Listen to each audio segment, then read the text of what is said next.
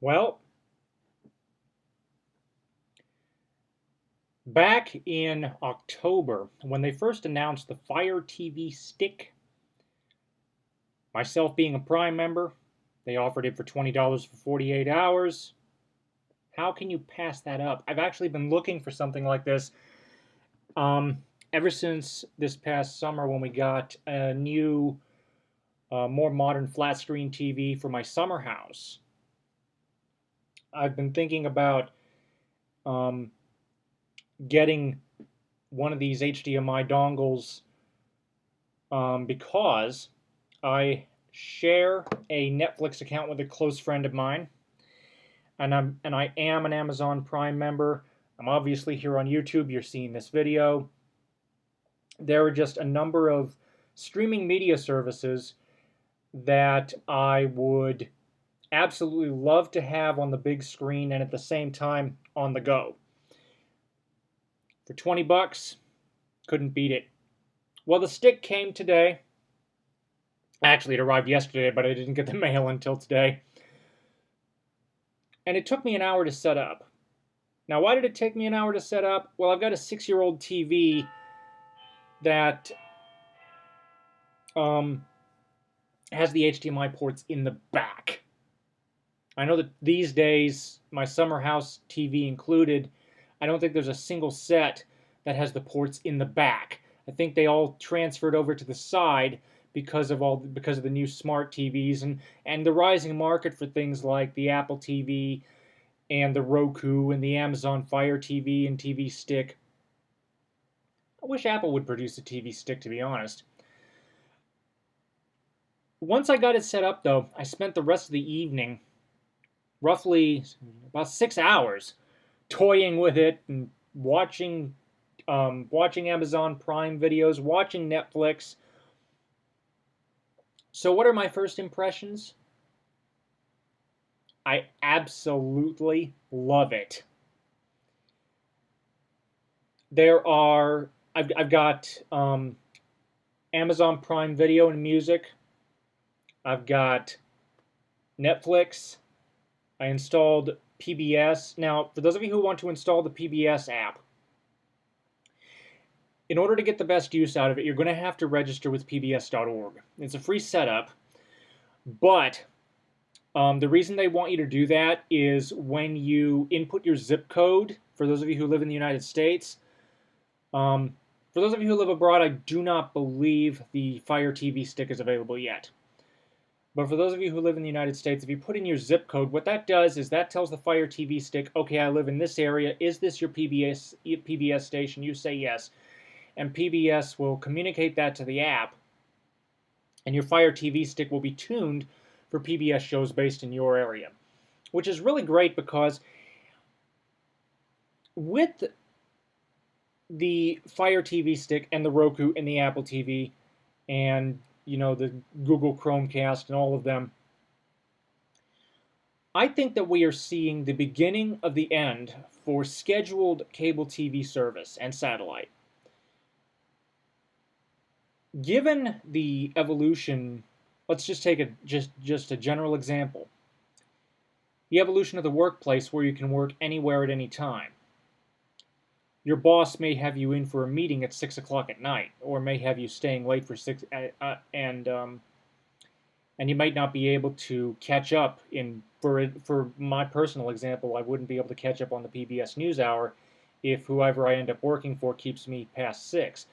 That's where the beauty of on-demand video streaming comes in, because I can go to YouTube, I can go to Prime Instant Video and catch up on the PBS NewsHour. I can catch up on, CNN. And the even better is I grew up with the original Power Rangers, and as far as I know, they don't get broadcasted anymore on regular TV. Streaming services allow you to relive your childhood in that respect. So in terms of the Fire TV Stick, again, like I said, I absolutely loved it. I spent 6 hours with it, just nonstop experimenting, playing around with it. Now, my conclusions on my first impression so far are the interface, which you see here, is extremely easy to work with, although I really hope that the voice control app for this device comes to iOS soon enough. Now, yes, it's available for Android, and yes, I've got an Android phone, but it's only a couple of weeks until Christmas at the time of this video, and I do not intend on continuing to use Android. So for long-term projections, I hope that they get the app out. Either that, or, because I looked in the settings and I can't find any way to hook up a Bluetooth keyboard. And I think that for searching, it would make things a whole lot easier, especially with the inconsistencies between apps. Because you got YouTube.com and you got Netflix and you got Amazon Prime. All three of these have completely different keyboards and searching parameters. If all you're working with is a little remote like you see here, then you can see where that can present a problem. So I really hope that they have a driver available. They either, well, one or two things happen. Either they have a driver available soon for a QWERTY keyboard, because I am looking at a new Mac for my birthday in a couple months, and excuse me, that's going to come with a wireless keyboard. So if they can get a driver for the Amazon Fire TV that'll take the Apple wireless keyboard, talk about versatility right there, because I could use it with my Mac and my iPad, my iPhone, and the Amazon Fire TV stick. So that's gripe number one, which, like I said, can be fixed through software. Number two is not a gripe, but an advisement. When they tell you that you need to use the power adapter, do it.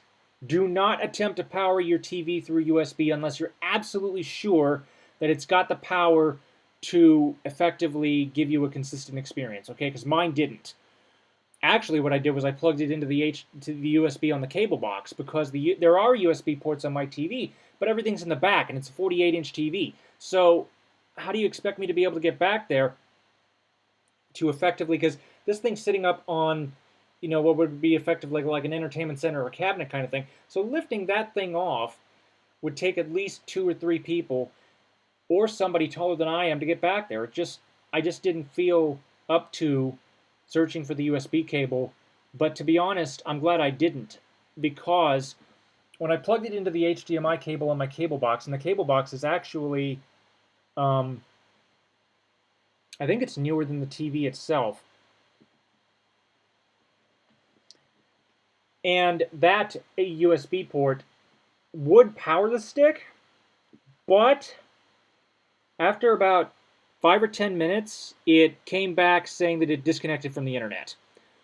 My guess is that the USB port couldn't generate enough power to effectively keep everything online without it, you know, just flopping out.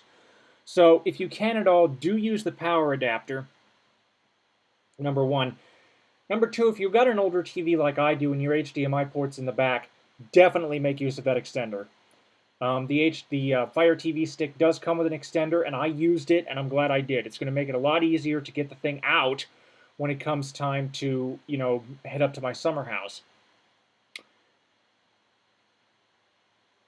Other than that, I really can't think of anything wrong with it.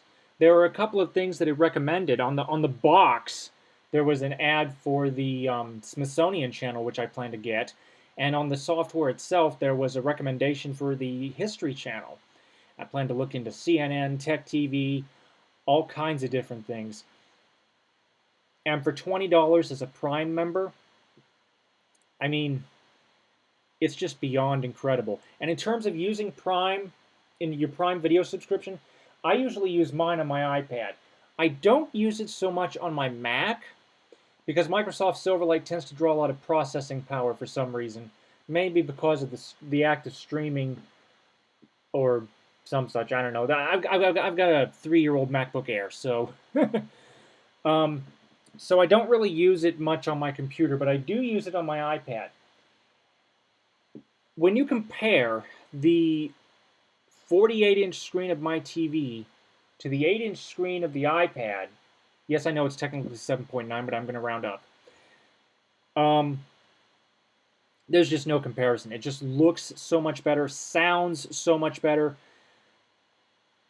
The regular price of the Amazon Fire TV Stick is $40. Now that's right in line with everything else out on the market. One of the reasons the Amazon Fire TV Stick propelled to #1 selling when it was first released back in November was because of that $20 promotion that was going on. If you did not get your Fire TV Stick during the promotion or during either the Prime promotion or the initial pre-order period, from what I understand, you guys are going to have to wait until January to get yours. This thing is so popular, they're just flying off the shelves. When they said this thing was going to be released November 19th, I was expecting the device to arrive before Thanksgiving. It didn't ship until after Thanksgiving and just arrived on my doorstep, like I said yesterday at the time of this recording. So you'll definitely need some patience because of I'm sure that they've got a lot of back orders for this thing, but once you experience it, you'll see why.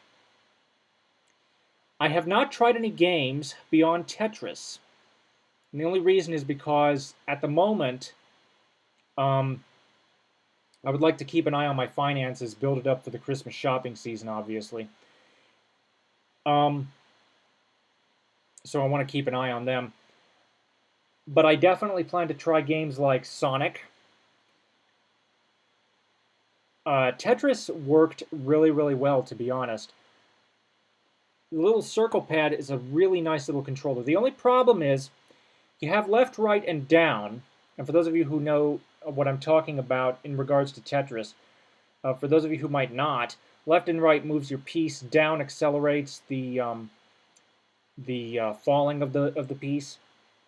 Now, for those of you who played Tetris on the old-fashioned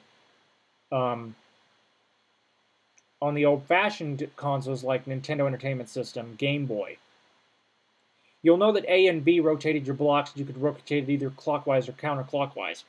One of the things you'll have to get used to here is, at least in the version of Tetris that I got, you have to push the center select key on the directional pad to rotate, and you can only rotate one direction, which I do believe is clockwise. If you push up on the directional pad, that is going to move your piece into the holding area. More modern copies of Tetris tend to have this holding implementation where if you know that you can use a piece later on, you're able to save it. But no, in terms of performance, sound, it's just, honestly, it is incredible. Once you plug this thing into your HDMI TV, you're going to be really surprised if you've never used a streaming device before, which I haven't. This is literally my very first one. And I think that this is enough to get me to cut the cord. For those of you who have a Fire TV Stick or other streaming media device, what have your experiences been? Thank you for watching. Comments are welcome, and have a nice day.